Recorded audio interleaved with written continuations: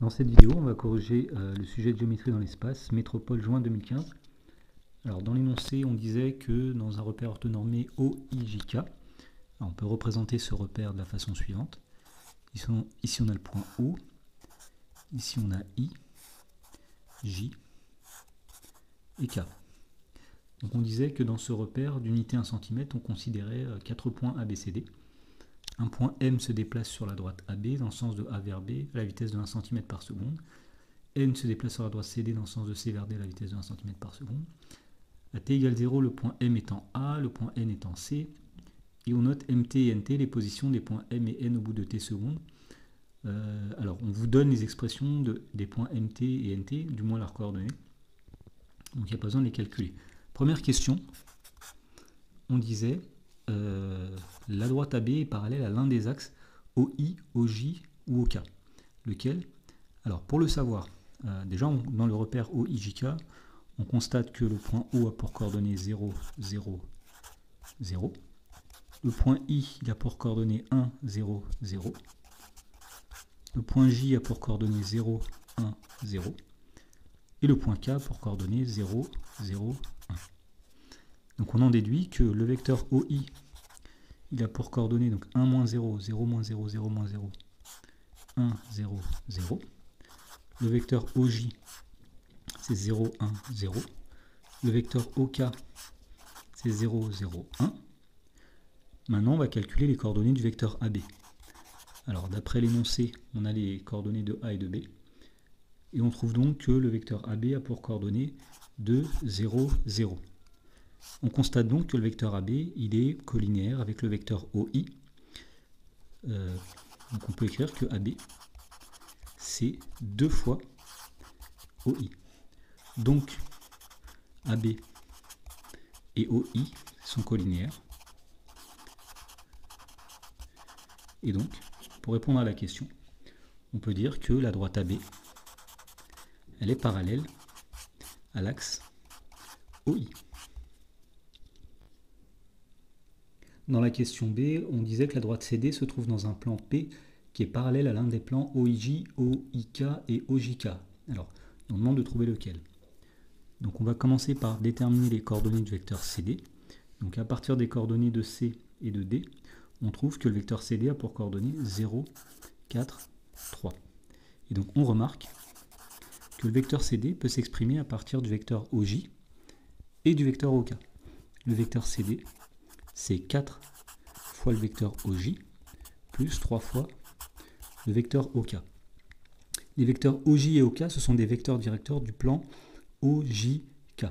Donc cette relation-là veut bien dire que la droite CD est dans un plan P. Donc la droite CD est dans un plan P qui est parallèle au plan OJK. Donc parallèle au plan OJK. On demandait ensuite de déterminer une équation cartésienne de ce plan P. Alors, on va reprendre ce qu'on vient de démontrer. Le plan P, il est parallèle au plan OJK. Le plan OJK, on voit qu'il y a un vecteur normal à ce plan, c'est le vecteur OI. Donc pour déterminer une équation du plan P, on peut utiliser le vecteur OI. Donc on affirme que OI, c'est un vecteur normal au plan P, car c'est un vecteur normal au plan OJK. Donc, une équation de P, une équation cartésienne de P, eh bien, c'est la suivante. C'est donc 1 fois x plus 0 fois y plus 0 fois z. Ici, on a les coordonnées du vecteur OI, plus une constante d qui est égale à 0. C'est équivalent donc à x plus d qui vaut 0. Pour déterminer la constante d, on va dire que par exemple le point C il appartient à ce plan. Donc quand on remplace x, y, z par les coordonnées de C, l'égalité doit être vérifiée. Alors le point C, il a pour coordonnées, dans l'énoncé, on nous disait que c'était 11, 0, 1. Donc quand on remplace x par 11, y par 0 et z par 1, on obtient 11 plus d égale 0. Autrement dit, d égale moins 11. Donc, une équation cartésienne du plan P, eh bien c'est x moins 11 égale à 0. Dans la question C, on demande de vérifier que la droite AB, qui est orthogonale au plan P, coupe ce plan au point E de coordonnées 11, moins 1, 5. Alors le fait que la droite AB soit orthogonale au plan P, c'est parce que la droite AB est parallèle à OI, la droite OI, et on sait que le vecteur OI, c'est un vecteur normal à P. Alors on commence par déterminer une équation paramétrique de la droite AB. Alors une équation paramétrique, ce sera donc x égale z, y égale z égale. On va mettre le paramètre t, et devant t, on va mettre les coordonnées du vecteur AB. Alors le vecteur AB, c'était 2, 0, 0, donc on a 2t, 0t, 0t. Et ensuite, on ajoute les coordonnées d'un point à la droite. Donc par exemple, nous allons mettre les coordonnées du point A. Donc le point A, avait pour coordonnées 0, moins 1, 5. Donc ici, on ajoute 0. Ici, on ajoute moins 1. Ici, on ajoute 5. Et donc, dire que le point E appartient à l'intersection de la droite AB et du plan P, c'est équivalent à dire que ces coordonnées vérifient les équations suivantes, donc x égale 2t, y égale moins 1, z égale 5, et x moins 11 égale 0, ça c'est l'équation du plan. Alors à partir de maintenant, on va remplacer x par 2t dans la dernière équation. Donc 2t moins 11 est égal à 0. Autrement dit, t égale 11 demi. Et donc, si on revient avec x, y, z, donc on trouve que x a pour coordonnées, x est égal à 2 fois 11 sur 2, y égale moins 1, z égale 5, 2 fois 11 demi ça fait 11, donc on a bien démontré que les coordonnées du point E sont 11, moins 1, 5.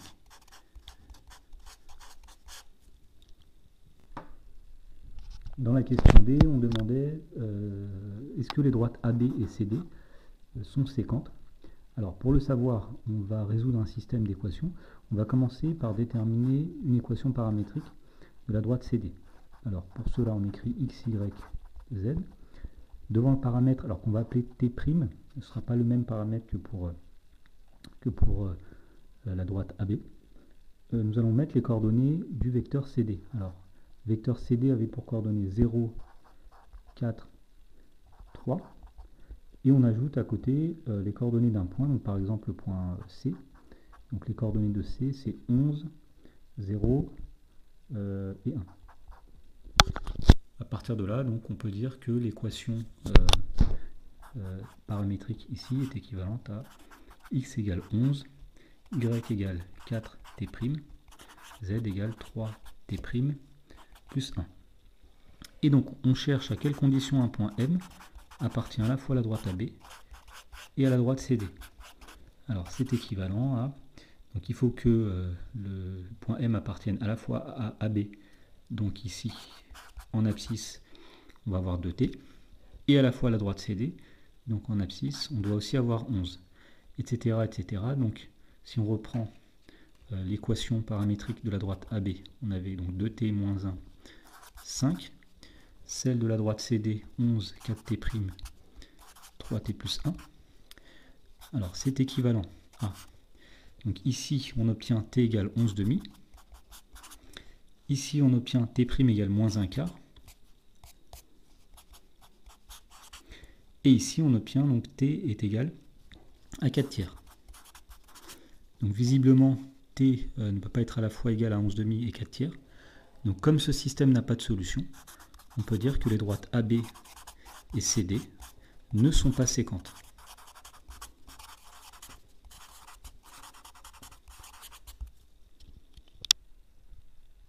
Dans la question de A, il fallait montrer que la distance mn au carré était égale à 2t carré moins 25,2t plus 138. Alors c'est un calcul. On va calculer donc mt nt au carré. On utilise la formule sur la distance. Étant donné que c'est une distance au carré, on ne va pas écrire la racine carrée. Donc ici, on va écrire x de nt moins x de mt, c'est-à-dire 11 moins t au carré, plus y de nt, c'est-à-dire 0,8 t moins y de mt, c'est-à-dire moins 1, le tout au carré, plus le z de nt moins le z de mt. Donc ça fait 1 plus 0,6t moins 5 au carré. Alors, on commence par réduire à l'intérieur des parenthèses. Ici, on a 11 moins t carré, plus 0,8t plus 1 au carré, plus 0,6t moins 4 au carré. Alors, on applique une identité remarquable, a moins b au carré. Donc là, ça donne 121 moins 2 fois 11 fois t, 22t, plus t carré, plus, alors 0,8t au carré, 0,64t carré, plus 2 fois 0,8 fois 1, 1,6t plus 1 au carré, donc plus 1, plus 0,6t carré, 0,36t carré, plus moins 2 fois 0,6 fois 4, ce qui donne moins 4,8, t, plus 16. On va regrouper maintenant les t au carré. 0,36t au carré plus 0,64t au carré, ça en fait 1. Plus 1, ça en fait 2. Donc 2t carré. Les t, donc moins 22t, plus 1,6, moins 4,8, ça donne moins 25,2t. Et les constantes, donc 121, plus 1, plus 16, et on obtient 138. Dans la question B, on demandait à quel instant t la longueur MTNT est-elle minimale. La longueur MTNT, on voit qu'elle s'exprime à partir d'un polynôme du second degré. Donc si on appelle f de t ce polynôme-là, pardon, ça c'est la longueur MTNT au carré. Donc si on appelle f de t ce polynôme-là, eh bien l'expression MTNT au carré sera minimale lorsque ce polynôme sera minimal. Et on en déduira que la distance MTNT est minimale pour le même t. Alors, on étudie donc ce trinôme, on commence par calculer alpha, c'est-à-dire moins b sur 2a. Ici, donc, moins 25,2 divisé par 2 fois 2, et on trouve 6,3. Donc, la fonction f admet le tableau de variation suivant. Ici, vous avez une partie où elle est décroissante, une partie où elle est croissante. Et là, vous avez 6,3. Donc, on peut affirmer que la distance MT-NT sera minimale à t égale 6,3 secondes.